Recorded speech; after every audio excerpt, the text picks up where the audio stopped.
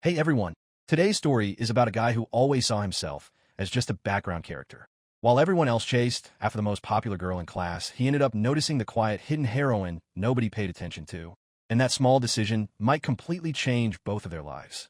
So with that said, let's begin the story. Shoko, Magi Fukusuke's older sister, asks him how things are going at school. He says he's more or less settled in, since people have remembered his name, and she decides it's time for him to find a girlfriend. The boy asks her, upset, not to tease him first thing in the morning. She says that Fukusuke could very well be popular, since he's kind, polite, and picks up on things right away. Fukusuke explains that everyone treats him like a sacred object, and his popularity is very peculiar right now. Shoko, dreaming of returning to his age, asks if he understands what kind of girlfriend she's talking about. Fukusuke says it's time for him to go and suggests she hurry up too. As the young man leaves, his companion tries to figure out what other sacred object he was referring to. It was already May. A month had passed since the start of the school year. Everyone's roles in the class had long since been established. For example, Fujisaki Ichii, Fukusuke's childhood friend, had become the star of the class.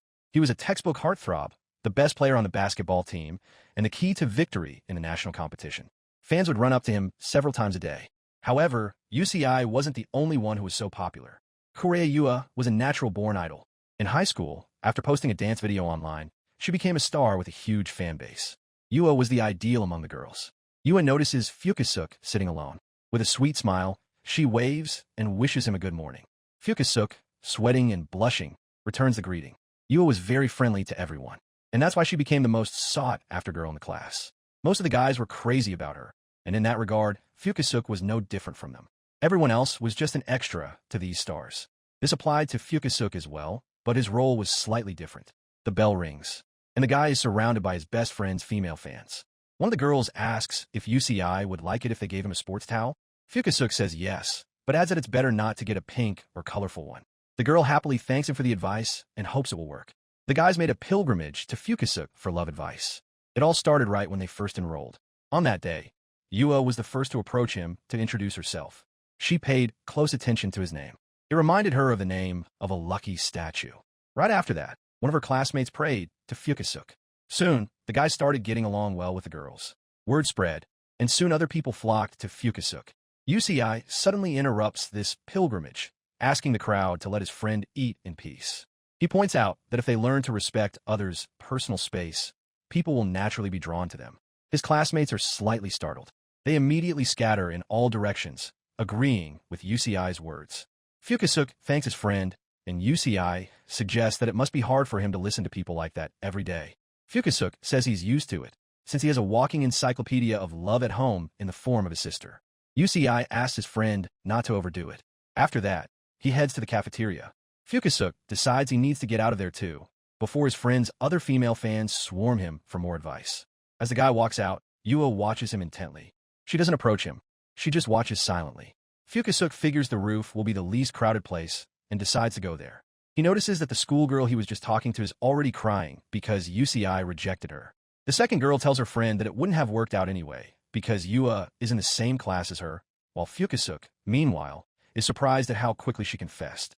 Everyone apparently thought that the class stars were a perfect match for each other. It was always like that.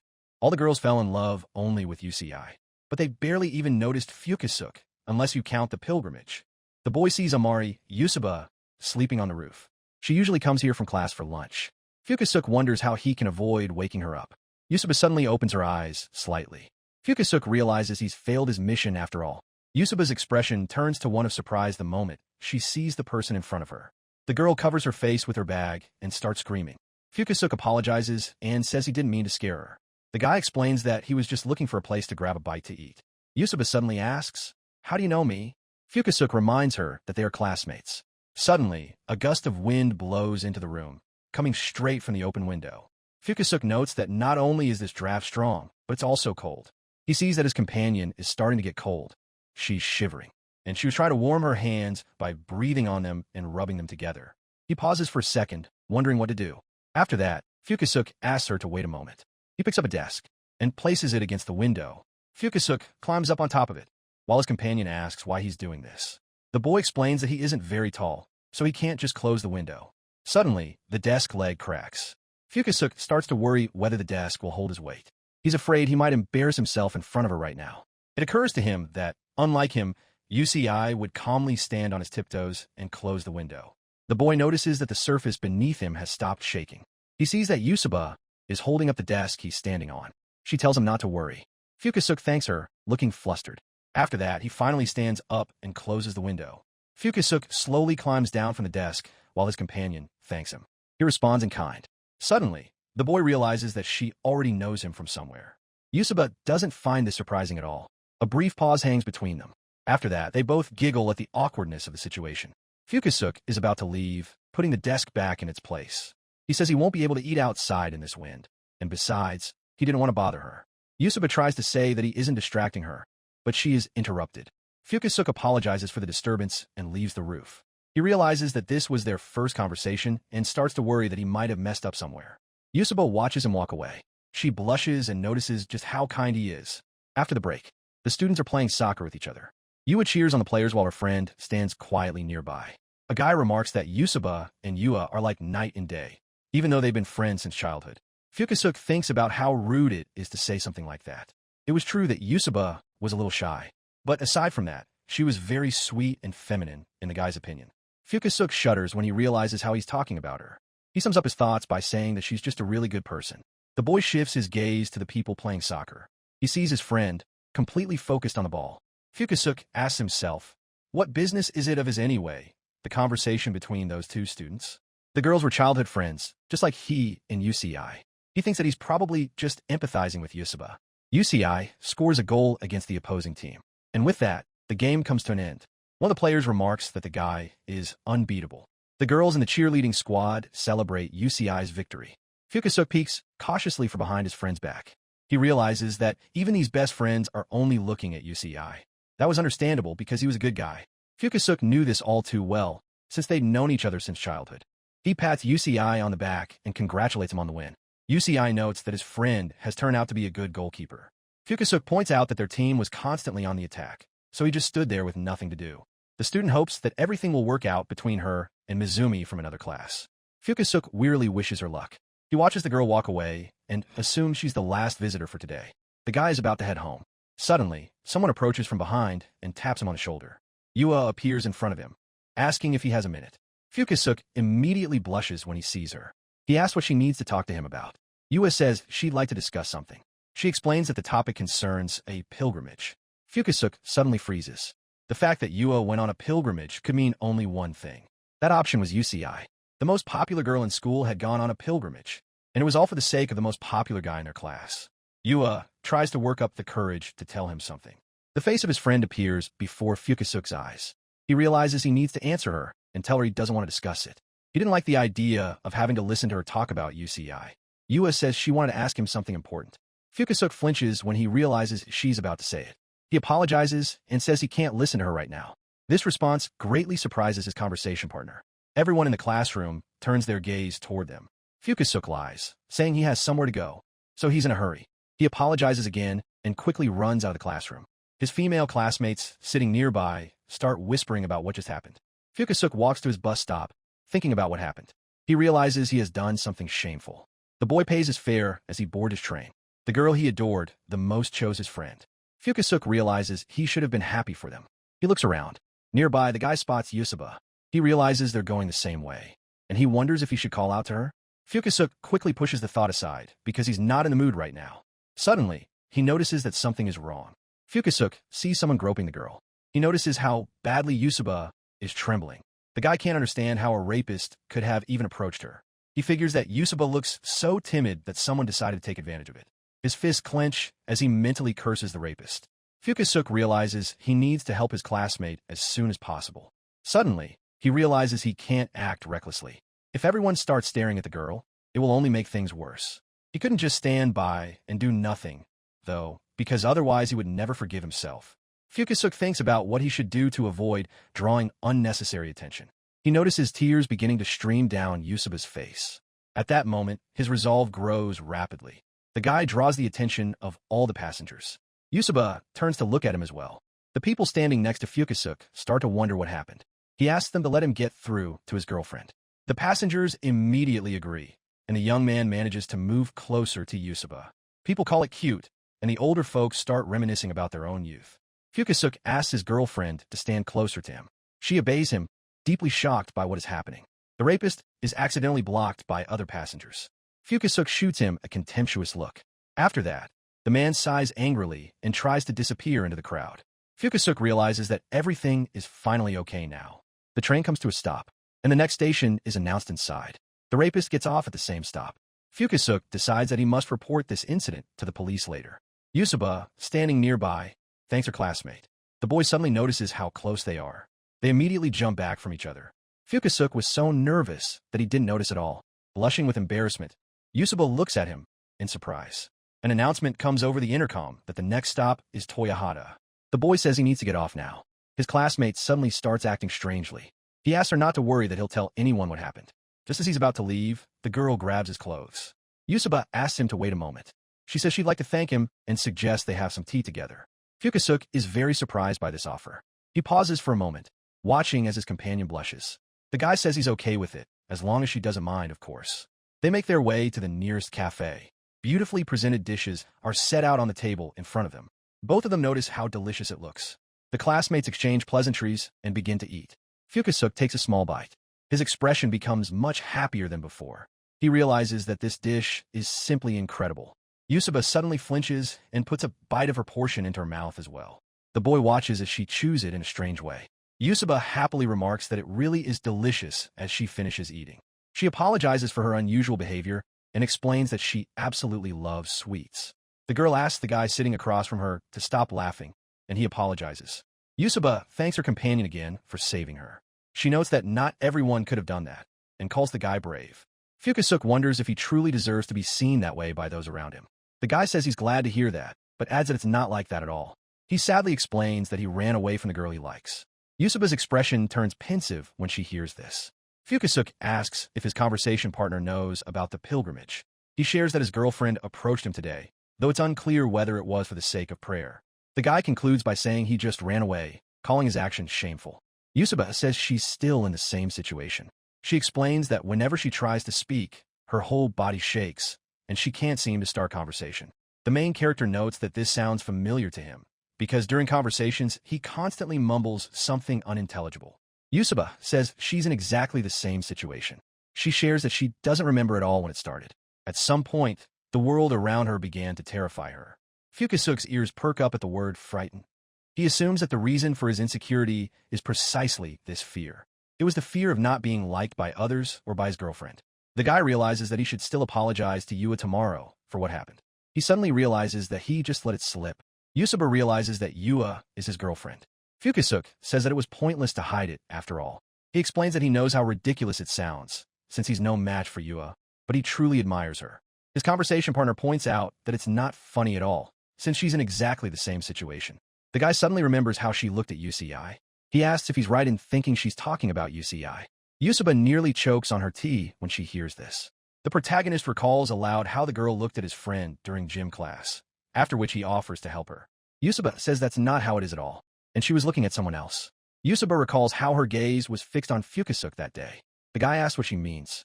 She replies that his guess is wrong, and Fukasook assumes that she's just too shy to tell the truth. He suddenly pauses for a moment, gathering his thoughts to say something. Fukasook notes that it would be bold of him to say out loud that he wants to date Yua. He says he just wants to build up the courage to talk to her and learn to communicate calmly. Yusuba is surprised by his words. She says she knows that feeling. The girl notes that she would like to confidently express her feelings to others, and not just to her boyfriend. Fukasook sighs thoughtfully. He realizes that they are on the same page and their goals are similar. The guy suggests they team up. Yusuba looks at him questioningly. Fukasook says they can practice together. That way, they'll learn to communicate with their loved ones without any problems. Her expression changes immediately.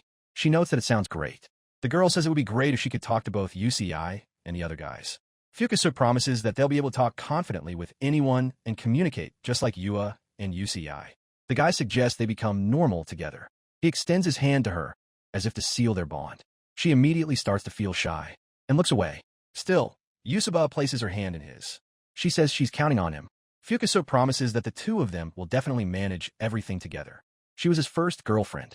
Or, as his sister put it, he's finally got himself a girlfriend. On the table is a plate of lasagna, tomatoes, toast, and ham. Fukasook recalls his suggestion from yesterday to become normal and realizes that statement was too bold.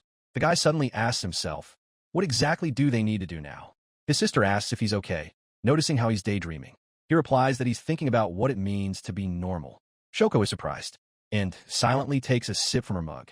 Fukusuke looks down, continuing his thoughts. His sister asks if he's found something he can devote himself to at school. The boy pauses for a moment. He replies that he might have found something. Fukusuke adds that, for starters, he should apologize to Yua. Shoko asks who she is. Her brother replies that she's a goddess, and the girl remarks that she probably doesn't understand young people anymore. It's break time, so the hallway is filled with students. Fukusuke wonders to himself how exactly he should apologize to his beloved. He glances at her discreetly. The boy assumes she's feeling awkward too, so he should be the one to speak first. His gaze rests on her pensive face. He realizes he'll die of embarrassment if he speaks to her. Fukusuke takes a deep breath, trying to calm down. This is followed by an exhalation. The boy decides to go up to her after class anyway, when suddenly a classmate named Akiyama approaches him. He asks what Fukusuke is doing.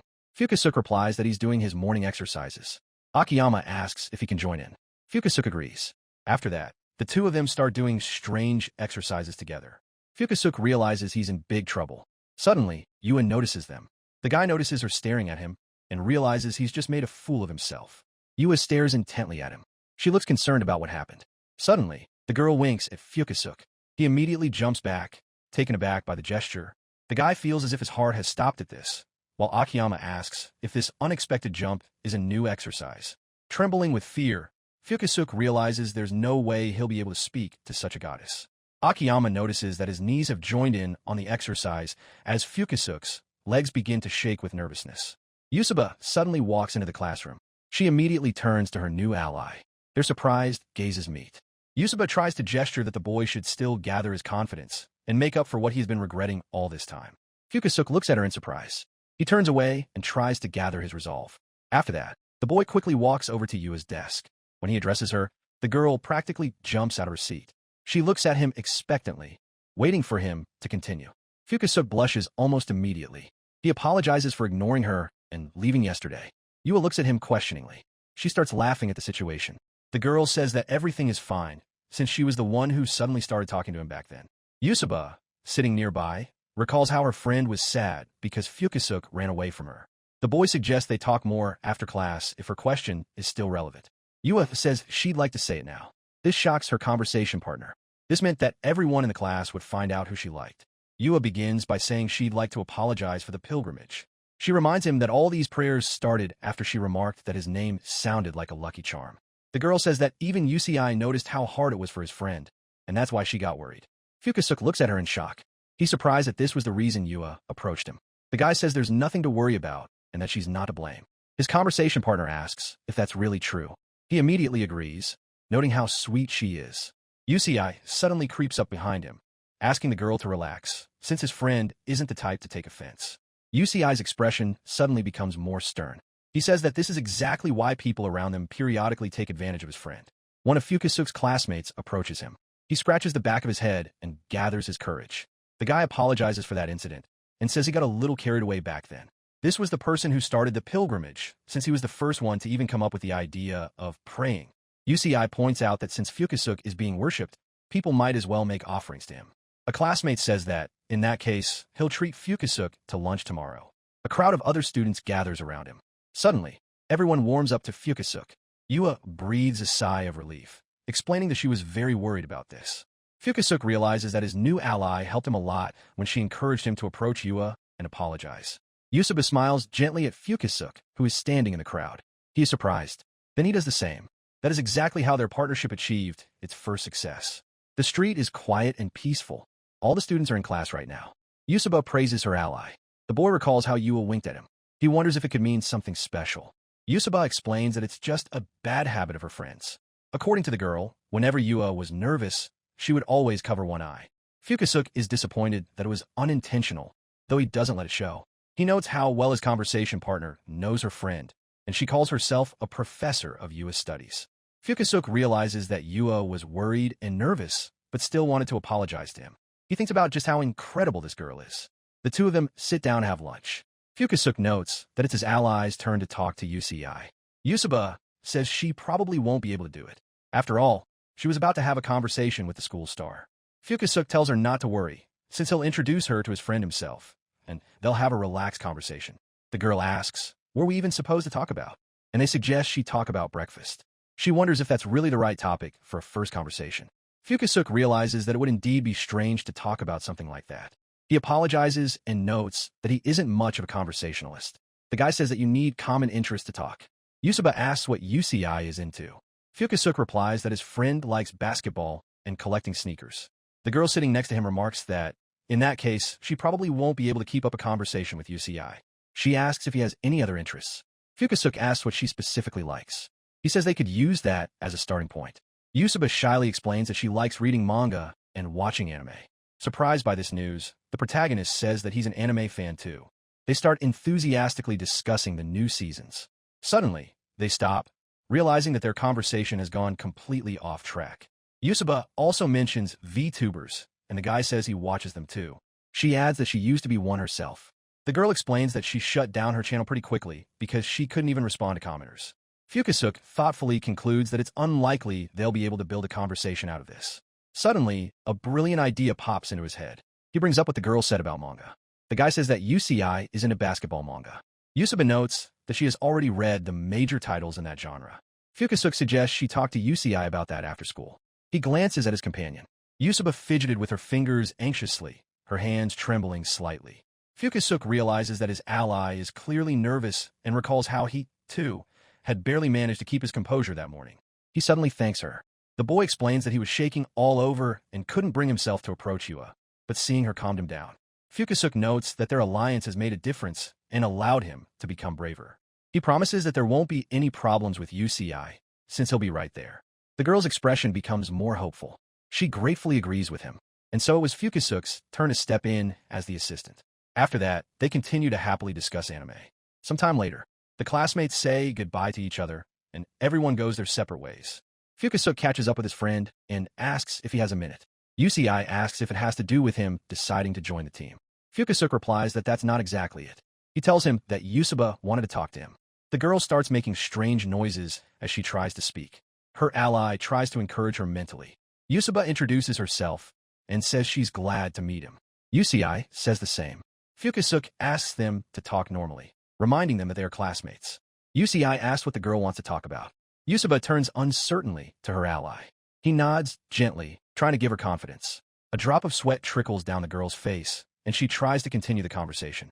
Yusuba mentions that she heard from Fukusuke that he knows a lot about basketball manga, and asks him to recommend title. Ichii agrees, noting that he has read a lot about the sport. Fukusuke is delighted because he realizes everything is going according to plan. Yusuba breathes a sigh of relief. Ichii thinks about which manga he should choose. He starts to speak, but Fukusuke immediately thinks of Slam Dunk, a masterpiece of teen manga. He assumes that Yusuba has already read it. The guy decides to act as a go-between and set up a date for them at that very underpass from the title. A spark appears in his eyes, and he is filled with determination to bring the two of them together. Ichii says he recommends Slime Dunk to her, and the people standing opposite him look at him in confusion. The guy starts enthusiastically talking about the plot of this manga. Fukusuke laughs nervously and remarks that it sounds interesting. He sees that his ally is so discouraged that she's trembling like a slime herself. Fukusuke decides it's time to come to her rescue and asks what she likes to read herself. Yusuba says she liked Kuroko basketball, and her companion agrees with her. They start actively discussing the manga. Fukusuke realizes that their conversation has gotten off to a good start. He decides to leave them alone and not interfere. Suddenly, Yusuba grabs his clothes. The guy looks at her questioningly. He realizes that she doesn't want him to leave her. Fukusuke assumes that she's still afraid to be alone with her boyfriend. Suddenly, Yua appears from behind him, asking what they're talking about. Fukusuke suddenly turns pale with surprise. All eyes immediately turn to the girl who has just approached. She asks how her friend became so close with Fukusuke in the first place. Ichii notes that he'd be interested in hearing about it too. Fukusuke replies that they just struck up a conversation yesterday on the train. Yua even gets teary-eyed when she hears this. She starts saying how happy she is for her friend. Ichii notes that it's time for him to head to practice. Yua is surprised that it's already so late. She says she needs to rush off to her classes too. She suddenly asks Fukusuke to come over for a second. She tells him she's entrusting Yusuba to him, then calls her friend wonderful. Fukusuke looks at her in surprise, trying to process what just happened. Yua puts her finger to her lips, making this conversation their little secret. Fukusuke agrees, looking confused. After that, Yua leaves the classroom following Ichii. Fukusuke realizes that his heart skipped a beat at such a surprise. He happily notes that his ally was able to successfully talk to Ichii. Suddenly, the boy notices his companion's strange demeanor. He looks at her bewildered. The girl starts leaning on Fukusuke, overwhelmed by the stress. She says she feels dizzy. Fukusuke asks her anxiously to hold on. The door to the infirmary opens. Yusuba and her ally come out. The girl thanks the nurse, and the protagonist asks how she's feeling. Yusuba says she feels better after resting, and her companion suggests she was just overexcited. He offers to walk her out and discuss what happened at the same time. Yusuba agrees to his suggestion. It's cloudy outside, but the weather is still quite pleasant for a walk. Fukusuke notes that everything went well. He says he was worried about her, but fortunately, she soon became more confident. Yusuba points out that when Yua approached, she couldn't get a word out. She shares that she manages to get by just fine on her own. But in a group, she couldn't get a word in. Fukusuke adds that it's completely unclear how to successfully jump into a conversation, and the girl agrees, noting that she starts to panic and, because of that, speaks up at the wrong time. The protagonist notes that it feels as if they share a common trauma. He realizes that their next step will be to socialize in a group.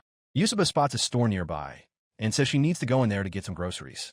She explains that she's living alone right now, so she needs to stock up on dinner right away, especially since there are sales today. Fukusuke thinks this is somewhat unusual. He's about to say goodbye when he suddenly notices how flustered his ally is. She starts to panic when she realizes she forgot to bring a bag. The guy assumes she needed to save money too, but Yusuba explains that she always freezes up when asked if she wants a bag. Fukusuke suggests she just nod in response, and the girl reminds him that they also ask about the size there. This baffles Fukusuke. Suddenly, there's a loud crash. It was lightning striking very close to them. After that, rain begins to fall from the sky. With every passing second, the rain gets heavier and heavier. And more. Fukusuke realizes it's a downpour. Yusuba suddenly takes off her headphones. She hides them under her sweater, afraid they might get broken. The guy wonders what they should do. He suggests they take shelter somewhere. They decide to head to the arcade. The two stop under the awning of a building. Fukusuke notices that he's soaked to the bone. He looks up and realizes the rain doesn't even look like it's going to let up. The guy hopes the downpour will end very soon. He turns to the girl standing next to him, and his eyes widen. Yusuba takes a handkerchief out of her bag. She carefully wiped his wet headphones. After that, she folded it back into its packaging and put it back in her bag. Fukusuke watched her actions so intently because her clothes were soaked so thoroughly that her bra was starting to show through. The girl notices the protagonist staring at her. She asks why he was staring so intently. Fukusuke blushed and immediately looked away. He moves away from her. Yusuba walks up to him and grabs his hand. She asks him not to leave, noting that he might get wet. With every passing second, Yusuba presses his hand against her chest harder and harder. When Fukusuke notices this, he immediately blushes. He starts covering his face with his hand as he steps back and says that everything is fine. The guy takes off his jacket and asks her to put it on. He doesn't understand how she can't realize just how much strength she possesses. Now it becomes clear to Fukusuke why the girl always wears a sweater. Suddenly, a car pulls up next to them. Shoko gets out and asks where her brother came from. She notices that he's here with a girl and asks what they're doing here. Yusuba is surprised to learn that Fukusuke has a sister. Shoko is outraged. How could he have gotten a girlfriend without introducing her to them? The guy realizes he's in big trouble. Suddenly, Yusuba sneezes and everyone turns to look at her. She apologizes and says she's a little cold, and Shoko asks where she lives. It turns out her house is a full 4 stops away from here. The trip would take half an hour, and Yusuba would definitely catch a cold. The older sister offers to take Yusuba back to their place. The girl says she feels a little awkward accepting such an offer, but Shoko replies that she actually wants to learn a lot from her. After that, she invites everyone into the car. Blushing, Yusuba thanks them for the invitation. Fukusuke is surprised that a girl is coming to his house. He never would have imagined this would happen. Sometime later, the washing machine is already running full blast in the bathroom. At the same time, Yusuba is taking a shower there. Shoko is on the phone discussing her work. Fukusuke, sitting nearby, assumes that Yusuba being at his house right now is just a dream. He hopes she doesn't catch a cold, considering how soaked she is. Fukusuke gets up from the couch. He remembers they have some instant soup left and heads to the fridge. Suddenly, the bathroom door opens. Yusuba comes out, thanking them for letting her take a shower. Fukusuke's gaze immediately fixates on the girl. It's the first time he's seen her without makeup. Fukusuke notices how long her eyelashes are, and her smooth skin. He realizes that such a beauty could even rival Yua. Yusuba suddenly remarks that she feels very awkward when people look at her like that, and the protagonist immediately apologizes. He asks if she'd like some tea, reminding her that she should warm herself up from the inside. The girl says she's nothing but trouble for them, so she feels awkward. She thanks Shoko for buying her underwear. Shoko asks if the t-shirt fits her and gets a positive answer. Shoko suddenly notices that she could use a couple more sizes, glancing at her chest. After that, Shoko hands the younger girl some flyers. Yusuba realizes that she's being delivered food and is surprised. Shoko reminds her that, according to her brother, the girl wanted to go to the store and notes that her clothes will take a long time to dry, so it's easier to order food. Fukusuk tells his classmate not to worry, explaining that they often order delivery because his sister is always busy. He asks what she'd like to order, and she remarks again that she feels awkward about the whole situation. Yusuba looks at the menu puzzled. She says she'll have the margarita pizza. Fukusuk suggests getting extra toppings, and Shoko suggests adding chicken drumsticks. She asks Yusuba not to hold back and to choose whatever he wants, noting that she'll pay for everything. Yusuba says she'll definitely pay back all the money spent on her. Shoko is surprised by this response. She asks, laughing, if that's why the girl chose the cheapest option. She then remarks that it's not right to saddle children with debt. Yusuba looks away, embarrassed. She says hesitantly that she'd like to have an apple pie. Shoko notices that the girl has chosen something sweet, and her companion says she really loves it. Fukusuk watches their conversation with delight. It's been a while since they've had such a family meal. They wish each other bon appetit as they sit down at the table. Yusuba happily takes her first bite of pizza. She notices the protagonist looking at her. The guy points out that this time she isn't wolfing it down, referring to the day they had tea, and Yusuba says that was an embarrassment she doesn't want to repeat. Shoko suddenly realizes that they haven't introduced themselves to each other yet. She says her name and notes that she has a nice name too, just like her brother. Yusuba adds that it's also cute. She introduces herself as well and sadly notes that she has a very ordinary name. Shoko suddenly remarks that any name with Fuku in it is a lucky one. Her brother asks her to stop spouting nonsense with such a smug look on her face. Shoko asks what their relationship is. She asks if they're dating. Yusuba fidgets with her fingers, nervous. She starts to tremble and stutter, blushing deeply. Fukusuk asks his sister to stop and says they're just friends. Shoko suggests that Yusuba isn't just a friend to him, but rather his girlfriend. Shoko explains that it's not that simple, and that there's a special essence to this relationship. She says they're more than friends, but not a couple either. Fukusuk whispers to his ally not to listen to his sister because she's from the old generation. Shoko, hearing this, asks who else here is old. Meanwhile, Yusuba giggles at them. Shoko asks if the girl is laughing at her. The girl apologizes. Yusuba wipes away the tears welling up from laughter and calms down. She shares that she actually enjoys being a girlfriend. Shoko smiles, while her brother looks at her in surprise. A little while later, the last drop of water falls from the faucet. Fukusuk puts the pizza boxes in a trash bag. He thanks his classmate for washing the dishes, and she remarks that now she's at least some use. The girl says he has a pretty funny sister, and the protagonist has no intention of arguing with that. Yusuba notices one of the pictures. It depicts a basketball player shooting the ball into the hoop from above. Fukusuk explains that the athlete's name is Spud Webb. Yusuba asks if he's famous, but the guy can't answer her question because the basketball player retired before he was even born. Fukusuk shares that his late father loved Spud. Alongside giants like Michael Jordan, despite standing only about 5 feet 7 inches, Webb won the NBA slam dunk contest. The girl wonders how he managed to make the jump, since even players over 6 feet 5 inches tall don't always succeed. Fukusuk explains that the basketball player had his own catchphrase. Spud always said that if you can't reach it, you have to jump higher. Fukusuk says his father often repeated those words, and it sounded cool, so the boy took up basketball too. He says he wanted to be just as cool. Yusuba stares intently at the painting. She asks if she understood correctly that Webb was the inspiration for the main character. This question catches the guy off guard. He notes that the painting could be taken down since he doesn't play anymore. Yusuba says it would be better if he left everything as it is. Fukusuk says, puzzled, that he'll take that into consideration. The girl's gaze returns to the painting. She studies every detail of the image with her eyes. Yusuba suddenly gains confidence. She turns to the protagonist. She starts to feel shy and blush, but she doesn't give up on trying to say something. Yusuba asks if they should exchange contact information. Fukusuk looks at her in bewilderment. The girl's gaze expresses hopes and expectations that might not come true.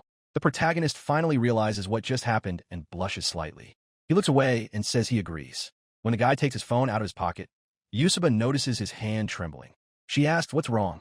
Fukusuk thoughtfully asks where he can get a QR code to share his account. The girl explains that she, too, has only Yua in her contacts. Their meeting gazes suddenly turn puzzled. They look at each other in silence, unsure of what to do. It got dark very quickly, and the downpour finally ended. Fukusuk is sitting in his room doing his homework. Shoko comes in and tells him that his girlfriend is home too, for which he thanks her. In the end, they had to ask his sister for help, and they successfully exchange contact information.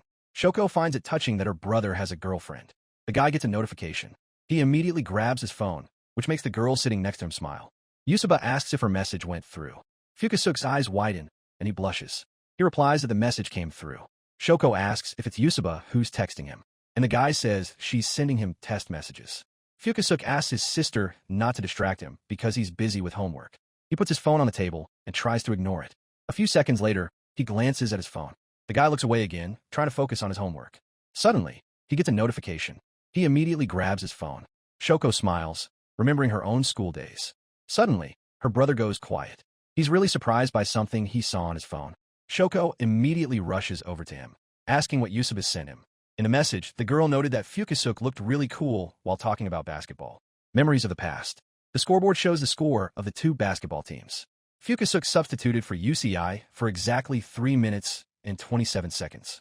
This happened during a high school tournament. In his 3 years on the team, it was Fukusuke's first and only match. One of the teams starts racking up points rapidly. The boy stares at the scoreboard. After that incident, he quit basketball for good. Some time later, Fukusuke and Yusuba, along with their childhood friends, are looking at their tickets. They're planning to go to an amusement park. Fukusuke would never have imagined that he would go to the park with his friends, especially since it's customary for teenagers to hang out only with peers of the same gender. He pauses for a moment. The boy remembers that Yua managed to get along with everyone. The school's most beautiful girl didn't care about gender. She was friends with everyone, and that ease attracted the others. Classmates start whispering that Ichii and Yua are going on a date. Fukusuke realizes he's probably just stumbled into the conversation by accident. Suddenly, a notification pops up on his phone. Yusuba asked if he was free after class and suggested they have a meeting. They agreed on a meeting place. The girl waited for the main character behind the school. She was weeding one of the flower beds there. Yusuba was quietly humming a tune to herself. Fukusuke approached her, holding a bag of fertilizer. Yusuba apologized for making him carry it, but the boy reminded her that they were friends, so she could leave the heavy load to him. Yusuba smiles awkwardly. She explains that she usually does everything in the mornings, but this time she couldn't because she and her friend had invited Fukusuke and Ichii to the amusement park.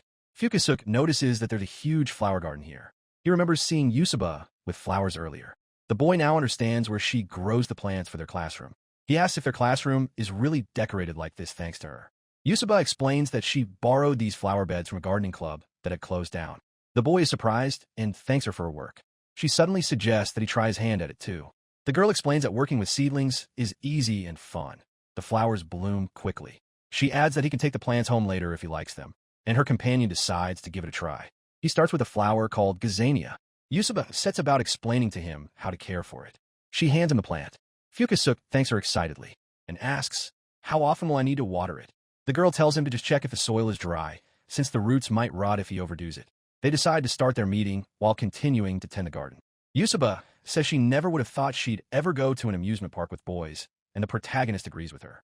Yusuba admits that this will be her first time at an amusement park, which is not the case for Fukusuke, who used to go there with the boys in elementary school. Back then, he looked forward to the fun, but now he's just nervous. The girl says she's afraid of ruining everyone's mood, but the main character points out that without her, he'd actually feel completely out of place. Yusuba suddenly blushes slightly. She admits that she only agreed because he would be going with him too. Fukusuke doesn't understand why she did that, since it was her chance to get closer to Ichii. Suddenly, a very interesting question pops into his head. He asks why Yua called him in the first place. It made sense with his friend. Yusuba was Yua's childhood friend, but as for Fukusuke, it wasn't clear since there were so many other guys in the class who could have livened up the atmosphere much better.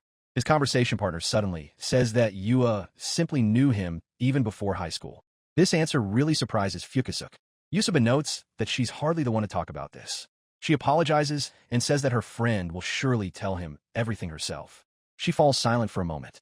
Yusuba shares that ever since she was a child, she's been afraid to socialize with others. Yua would always grab her by the hand and take her out to have fun with the others. In 3rd grade, the girl accidentally overheard a conversation among other girls. They were telling Yua that her friend was a nerd. They suggested that the girl come without Yusuba. Fukusuke notes that this is pretty cruel. That was the first time Yusuba saw Yua blush and shout loudly that, in that case, she wouldn't go anywhere. Since then, she has become a heroine to her quiet friend. Fukusuke notes that the girl hasn't changed a bit. Yusuba says her friend asked the guy out because she's interested in him. She explains that Yua would never call someone over for no reason. This brings a smile to the protagonist's face. He immediately begins to reflect on what he has just heard. And just like that, Sunday arrived. Yua is standing at the station near the park. She glances at her watch and wonders why the others haven't arrived yet. The girl hears words of thanks nearby. She notices some strangers handing Ichii slips of paper with their phone numbers on them. Yua assumes that her friends were being hit on, which wasn't surprising, since Ichii was very popular. Fukusuk tells the girls to go straight and points in the right direction. The guys finally notice Yua standing nearby. Fukusuk apologizes to her for being late, as she remarks that they arrived just in time. Yua asks who that was, but the protagonist brushes it off, saying it doesn't matter. He notices that his girlfriend is now in casual clothes with a very cute hairstyle. Ichii explains that the strangers were lost, and his friend was explaining the route to them while tearing the leaves into pieces. Yua points out that you shouldn't do that, to which he replies that he was helping the lost women, Fukusuk, and that they didn't give him their numbers. Fukusuk realizes that it makes perfect sense why everyone is falling for his friend. He thinks he's only here as an extra. Yua suddenly says that the guy looks really good in his basketball sneakers. Fukusuk blushes and thanks her. He's surprised that she knows anything about that. Yua points out that she can easily tell the difference. She explains that she and Yusuba were on the same team in high school. The girl is surprised that she hadn't mentioned it, and it turns out that Ichii had known about it for a long time. Fukusuk was the only one who was in the dark. The guy figures that's why Yua knew him, but he doesn't understand how that happened if he was just a bench warmer and his friend was the star player. He asks, where is Yusuba anyway? Yua asks her friend to come out. Yusuba was sitting in a corner, trembling with fear and excitement. Yua explains that her friend feels more comfortable in secluded spots. The frightened girl finally crawls out of her hiding spot. Fukusuk's gaze settles on his ally. He suddenly asks if they specifically picked out a hairpin to match the bow. This makes Yua happy. She says that since the opportunity presented itself, they had to seize the moment. Ichii calls his friend sharp-eyed. Yusuba suddenly tells her friend that the hairpin still makes her feel self-conscious. Yua asks if she wants to take it off. Fukusuk notes that it looks great on them as a pair and that it really suits both of them. Yusuba asks excitedly if that's really true. She says that, in that case, she might as well keep the accessory on. Ichii suggests they finally head to the rides. They figure out which way they should go. Fukusuk's girlfriend suddenly approaches him. She tells him she knew he would definitely notice it. Yua walks away, leaving her companion standing there dumbfounded. She asks Ichii why he's wearing a uniform. He replies that his clothes shouldn't restrict his movements. Fukusuk's face slowly flushes red. Someone taps him on the arm, getting his attention. Yusuba remarks that now he can be absolutely sure he's not here just as an extra. After a moment's thought, the guy agrees with her. Ichii and Yua turn to look at them, not understanding why their friends have fallen behind. Yusuba says it's time for them to go. After that, they catch up with the rest of the group, and so began their double date at the amusement park. The group looks forward to having a good time. Fukusuk notes that there are a lot of rides here. He wonders where people usually go on dates. The guy asks where his friends want to go. Yua says that at amusement parks, you absolutely have to ride a few rides. The others look at her questioningly, intrigued by her words. The group heads to the roller coaster. Fukusuk is almost dying of fear and can't understand how the others aren't scared. Yua, sitting next to him, giggles. Fukusuk's gaze lingers on her, and he forgets his fear. The ride finally comes to an end. The guy notices that Yua is very fearless. She shares that she loves rides like this. The protagonist thinks that her childlike excitement is very cute. He turns around and asks Yusuba if she needs help. Fukusuk notices that his ally's heart nearly leapt out of her chest from fear. He asks her to snap out of it. Yusuba suggests that they're in paradise now, and the protagonist replies, laughing, that they almost ended up there. Ichii suggests they move on to the free fall. Fukusuk suggests choosing something simpler, otherwise he and Yusuba will die. At that very moment, Yua makes a new decision about the next ride. She points to water action. The girls buy raincoats. Yua tells her friend to put on the hood so her hair doesn't get wet, and to duck down before the water hits so her makeup doesn't run.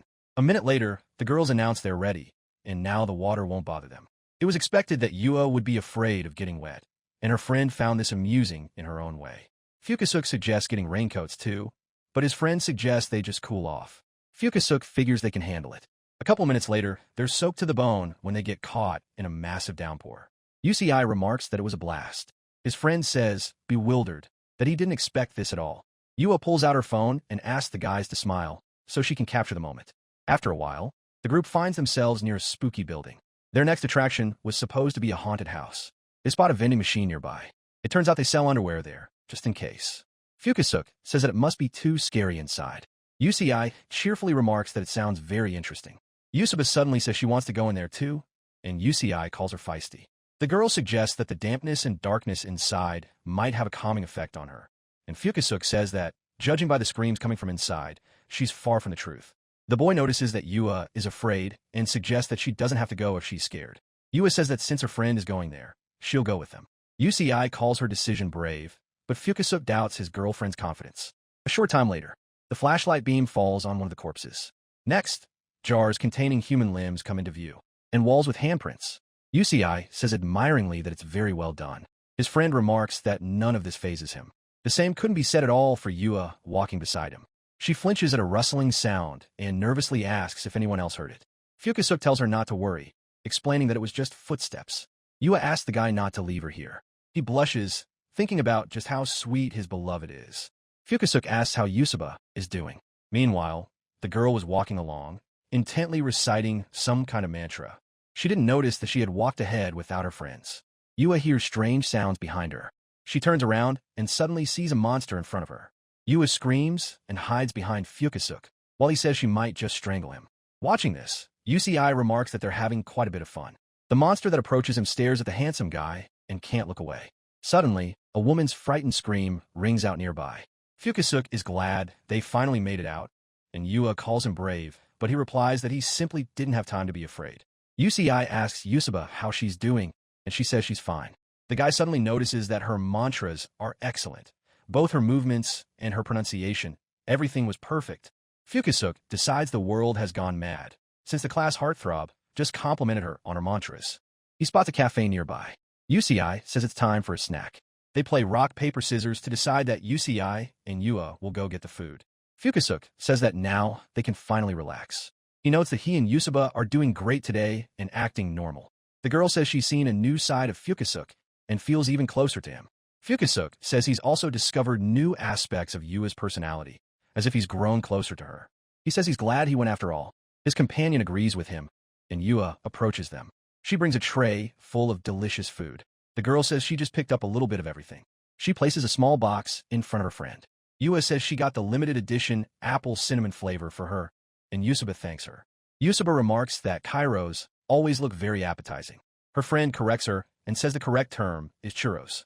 After that, a girl's argument breaks out over the name.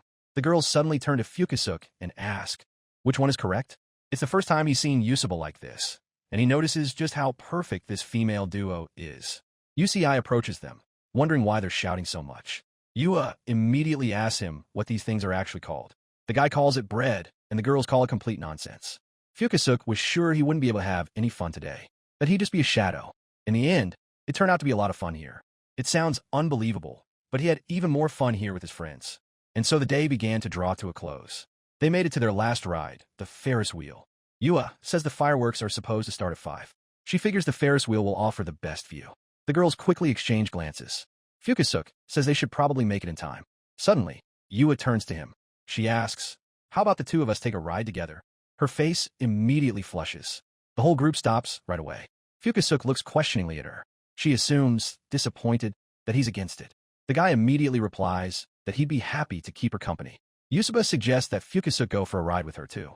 He agrees without hesitation. Fukusuke had originally thought they would all go together. He and Yua step into the ride's cabin. An awkward silence hangs between them from the very beginning. The guy decides he needs to start a conversation somehow. He notices Yua reaching toward the window. She points toward one of the rides and reminds him that they rode that roller coaster this morning. Yua remarks that from here, the haunted house doesn't seem so scary after all. Fukusuke watches her intently. The girl suddenly snaps out of it. She apologizes for getting distracted by it. Fukusuke realizes that his beloved turns out to be a tomboy. At school, on the contrary, she was elegant and a role model. Yua apologizes for insisting on the trip, just the two of them, and asks if he's upset. The guy says everything is fine, thinking that anyone would want to be in his shoes right now. He says he's actually just glad it happened. Yua admits that she was very nervous today. She tells him she wants to say something to him, and adds that even Yusuba asked her to support the pair trips. Fukusuke assumes that his ally had mentioned exactly that earlier. He tries to figure out what Yua wants to say. The girl explains that a year ago, she was at the qualifier for the National High School Basketball Championship. Fukusuke will never be able to forget that day. That was the first and last time he stepped onto the court. The girl goes on to say that she wasn't selected for the team, and her team was eliminated in the very first game. At the time, she thought it was all over. Yua, feeling down, stayed in the stands, watching the others without much interest. Toward the end of the match, one of the players came out onto the field. It was number 9, Shibazono. Fukusuka assumes she's talking about him. Yua says she was completely stunned when her friend told her it was him. The guy finally understands where his beloved knows him from. She says she remembers that game as if it were yesterday. The opponent was winning, time was running out, and everyone was sure defeat was inevitable. Yua admits that she couldn't help but think they'd put him in just so he wouldn't feel left out. Fukusuka says that's exactly what happened, because no one would have replaced a pro with a short guy. The girl says she was wrong. She recalls how Fukusuka took the field with the intention of winning. He held his ground, even against superior opponents. The guy chased after every ball that went out of bounds and saved it at the cost of falling. According to the girl, he ran faster than anyone else and cheered on the team. Her eyes fill with indescribable emotion. Fukusuka says he still remembers his opponents mocking him, saying he was struggling. Yua notes that, despite this, he didn't give up. Everyone, the team, the coach, and even Ichii had given up, but Fukusuka seemed to have a fighting spirit. Watching this, Yua started crying. She used to play basketball, too. Unfortunately, at one point, she just hit a wall. Her passes were always intercepted. Her shots were blocked more and more often. No amount of practice helped her. Eventually, she stopped giving her all to the sport. Yua didn't quit the club and pretended to be trying hard. But deep down, she had given up long ago. Yusuba suggested many times that her friend practice some more. And every time, Yua came up with any excuse just to refuse. She says she ran away from reality and came to hate the whole world. But when she saw Fukusuka that day and watched him play, she realized she had given up too soon. Yua realized she was heartbroken while she was crying, but it was too late. Even in high school, she hadn't fully come to terms with her feelings. That's exactly why she wanted Fukusuka to know her story so badly. The protagonist notes that that's exactly how it turned out. Yua sincerely thanks the guy for that. She exhales and realizes that she has finally been able to speak her mind. Yua explains that as soon as she found out, she wanted to tell him everything, but couldn't find the courage because of the pilgrimage. She's glad she finally managed to do it. The corners of her lips turn up, and this makes the protagonist smile back. Suddenly, something shoots rapidly into the sky. At that very moment, fireworks light up the sky. Yua excitedly asks the main character to look at it too. Fukusuka turns toward the fireworks. Suddenly, something makes him look back at his beloved. She remarks that it's the most beautiful fireworks display of her life. The boy couldn't see this beauty. His eyes were fixed only on her tears. The show is finally coming to an end. They slowly step out of their cabin. Yua remarks that, thanks to him, something else has changed today. Fukusuka asks what she means. His companion giggles and says it's her secret. The guy looks at her in surprise while she continues to laugh. Yua says she isn't ready yet, but she'll definitely tell him someday. This makes Fukusuka smile. He says he'll be looking forward to it. Ichii remarks that the fireworks were awesome, and everyone agrees. Fukusuka notices his girlfriend turning on her phone. He asks why she turned it off in the first place. The girl says their conversation might have been interrupted, and Fukusuka is surprised that it was so important to her. Yusuba says she took a lot of photos of the fireworks. Yua suggests creating a group chat where they can all share today's photos. She points out that she has photos where the guys got wet. The girl suddenly holds out her phone to Fukusuka. She asks if he can give her his number. Yua explains that she already has everyone else's number, and only the main character isn't in her contacts. Ichii notices that he doesn't have Yusuba's number and suggests they exchange numbers too. So they all start adding each other to their contacts. A couple of seconds later, they've already created a group chat. Yua says the only thing left to do is take a group photo. Their mixed team has finally finished their trip to the amusement park. Fukusuka thought it was a success. He felt closer to normality. Now the guy was sure that he and Yusuba were on the right track. The next day, Fukusuka texts Yusuba that, according to his sister, the first date is the most important one, so it would be nice to thank his girlfriend. Yusuba replies that her friend would surely be happy to hear that. The guy stands in front of the door and takes a deep breath. He decides he'll go right up to Yua and tell her he had a great time with her yesterday. Fukusuka gathers his courage and finally walks into the classroom. He notices Yua surrounded by a large group of other girls. She was chatting animatedly with each of them. Fukusuka realizes that he probably won't be able to talk to her today. He wouldn't have had the nerve to approach her because there were just too many girls around. He decides he'll have plenty of time later, since there's plenty of time. Suddenly, a new message pops up on his phone. Yua writes to him that she really enjoyed yesterday and that she hopes they'll go out again. Fukusuka immediately looks up at his beloved. As it turned out, she was already looking at him and looked very pleased. The guy almost jumps for joy when their eyes meet. He immediately grabs his phone and types a reply. Fukusuke writes that he enjoyed it too and thanks her for yesterday. In response, she sends him a cute sticker. The guy breaks into a smile and blushes slightly. Yusuba walks into the classroom and immediately spots his friend. Their eyes lock. They greet each other and exchange good morning wishes. Yusuba asks if he was able to talk to her friend. He replies that he only dared to send a message. The girl says that's still good. Fukusuke notices that she arrived later than usual today, and she explains that she was watering the flower beds. Ichii walks into the classroom and immediately greets his friend. He says they had a great walk yesterday, and Ichii asks what Yusuba thinks about it, to which the girl replies that she liked it too. Ichii's fans immediately start greeting him. He walks over to them, and they strike up a conversation. Fukusuke notes that, as usual, his friend has been the center of attention since first thing in the morning. The teacher finishes writing the main information on the board. She announces that the ball games competition will take place soon. Every student's attention is completely focused on the woman's words, and everyone reacts in their own way. Some are already getting nervous, while others are eagerly looking forward to the event. The teacher says that everyone will compete and that students can participate in several events. She notes that the number of participants is open-ended. The woman explains that the winning class will receive a certificate worth 10,000 yen. The students are thrilled. One of them asks if the pros can also participate in the competition. The teacher says that it depends on the club's decision, but according to the rules, it is allowed. The woman notes that she's glad they're striving for victory and asks them not to forget to have fun, after which she assigns a homeroom task to form teams. One by one, the students approach Ichii to sign up for the competition. Fukusuke realizes that their class is pretty close-knit and suggests that they might be able to win a prize. Yua's classmates approach her and ask if she'll be dancing, reminding her of that popular video she recorded in middle school. Fukusuke is surprised when he overhears their conversation, then decides to go to his locker to get a textbook. He suddenly bumps into a guy who orders him to get out of the way, calling him a petty little thing. Fukusuke is about to apologize when his eyes suddenly widen. This guy, Fuda Shinsuke, approaches Ichii, who assumes that he's decided to choose basketball too. Shinsuke replies that he's the one who's going to play, but Ichii won't be seeing any of that sport. Shinsuke relays an order from the head coach that Ichii shouldn't get in the way here, since he's on the starting lineup for the school tournament. Shinsuke decides that, since he's taken care of that, he can turn his attention to Yua. He remembers that she used to play basketball and suggests she watch their game and evaluate his skills, but Yua refuses. His classmates tell him to leave her alone, and he asks what business it is of theirs. After that, they kick him out of the classroom. Fukusuke doesn't understand why Shinsuke is being so rude.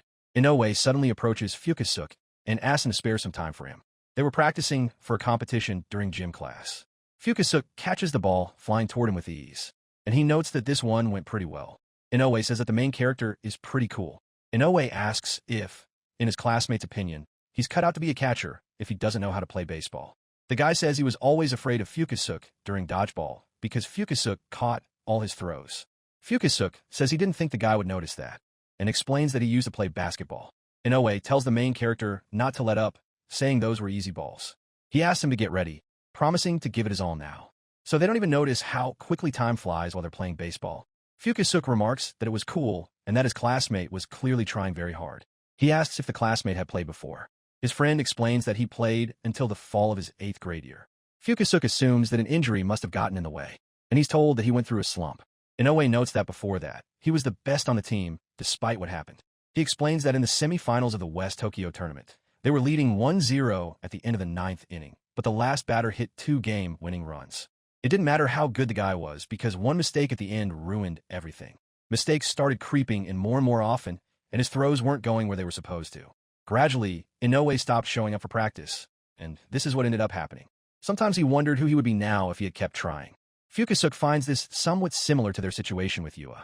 She still had regrets, while he had burned out, and it wasn't clear whether they had done everything they could or if there was still room for growth. That line was too thin and blurred for even they themselves to know for sure. Inoue says he wants to test himself and go up against the club and the players to see how far he can go, and perhaps to figure something out for himself. The guy feels bad that the ball will be a softball, but Fukusuke says he's ready for anything, asking if he should throw him a couple of his tricky curveballs then. Fukusuke replies that he'll catch it, even if it's with his own body. His companion regrets not having met him back in those days. After that, their break comes to an end, and they continue practicing. Fukusuke glances around the stadium. His friend played soccer. Yua, on the other hand, was going to compete in the dance category. The only thing that wasn't clear was where Yusuba had gone. On the day they announced the competition, she left early. The very next day, she simply didn't show up. To be continued. Thanks for watching. Write your feedback in the comments. If you like the story, please like and subscribe. See you soon.